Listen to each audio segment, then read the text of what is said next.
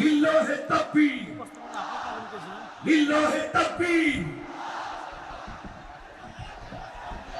যশোরের স্মার্ট ছেলেরা, এই যে আমি যাদেরকে দেখতে পাচ্ছি, all are the Gen Z of Jessore.